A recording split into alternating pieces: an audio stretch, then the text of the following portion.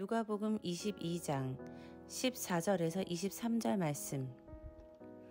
때가 이름에 예수께서 사도들과 함께 앉으사 이르시되 내가 고난을 받기 전에 너희와 함께 이 유월절 먹기를 원하고 원하였노라. 내가 너희에게 이르노니 이 유월절이 하나님의 나라에서 이루기까지 다시 먹지 아니하리라 하시고, 이에 잔을 받으사 감사 기도하시고 이르시되 이것을 갖다가 너희끼리 나누라. 내가 너희에게 이르노니 내가 이제부터 하나님의 나라가 임할 때까지 포도나무에서 난 것을 다시 마시지 아니하리라 하시고, 또 떡을 가져 감사 기도하시고 떼어 그들에게 주시며 이르되 이것은 너희를 위하여 주는 내 몸이라. 너희가 이를 행하여 나를 기념하라 하시고, 저녁 먹은 후에 잔도 그와 같이 하여 이르시되 이 잔은 내 피로 세우는 새 언약이니 곧 너희를 위하여 붓는 것이라. 그러나 보라, 나를 파는 자의 손이 나와 함께 상 위에 있도다. 인자는 이미 작정된 대로 가거니와 그를 파는 그 사람에게는 화가 있으리로다 하시니, 그들이 서로 묻되 우리 중에서 이 일을 행할 자가 누구일까 하더라. 오늘의 말씀은 성만찬의 말씀입니다.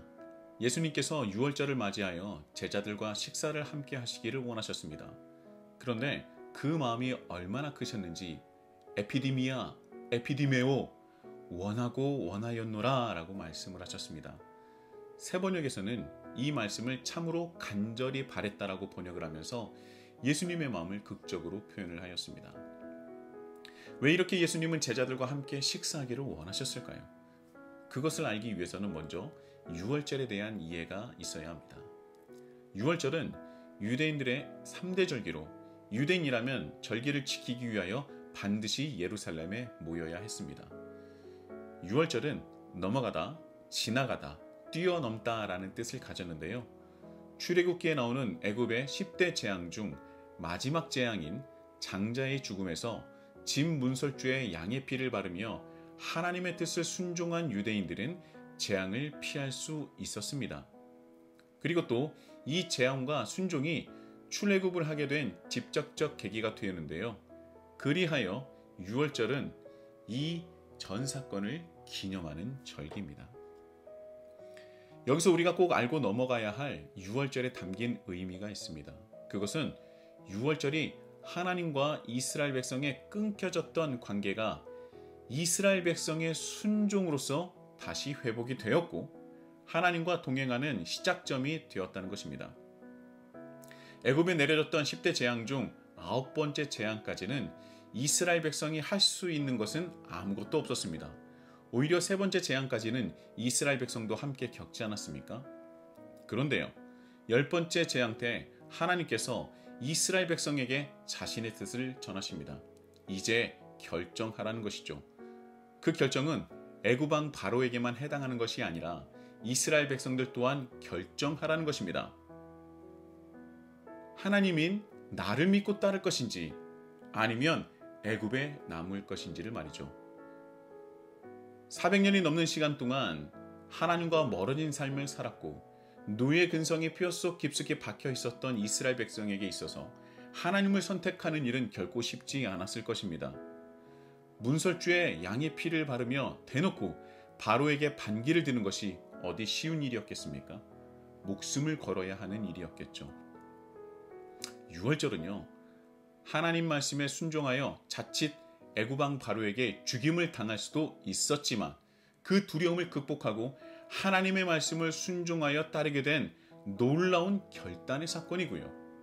또 400년이 넘는 시간을 하나님과 단절된 삶을 살았었던 이스라엘 백성을 단 한 번의 순종으로 다시금 하나님의 백성으로 받아주신 놀라운 하나님의 은혜의 사건이었던 것입니다. 그래서 유월절은 유대인들에게 있어서는 아주 뜻깊고 하나님의 놀라운 은혜가 담겨있는 절기라는 것이죠. 누가복음에 나오는 성만찬은 바로 유월절의 순종을 떠올리게 합니다. 예수님께서 십자가의 길을 혼자 걸으시는 이유가 무엇이었겠습니까? 바로 하나님이 뜻이었기 때문이죠. 하나님과 우리와의 관계는 끊어질 대로 끊어져 있었습니다. 하나님을 믿지 않는 자는 말할 것도 없고 믿는다고 하는 자들 또한 하나님의 뜻이 무엇인지 하나님께서 무엇을 원하시는지 관심도 없었습니다. 오직 자신의 욕심과 욕망을 채우기 위해서 살아왔던 것이죠. 그런데요, 우리도 마찬가지 아닙니까?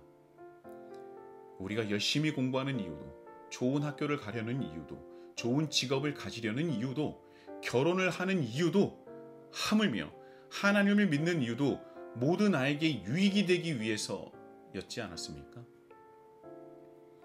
나에게 유익이 없는 것은 나에게 아무 의미가 없다라고 생각을 합니다. 여러분, 그러나 기독교는 내 유익을 위한 종교가 아니라 오직 하나님과 하나님 나라를 위한 것임을 우리는 잊지 말아야 할 것입니다. 오히려 내 유익을 내려놔야 우리를 통해서 하나님 나라는 확장이 되는 것이죠. 우리 안에는 예수님께서 보여주신 순종은 없었습니다. 예수님께서 성만찬에서 떡과 잔을 나누시면서 고난을 받으며 십자가의 길을 완수하여 하나님 나라를 이루기 전까지 떡과 잔을 들지 않으시겠다라고 말씀하셨습니다.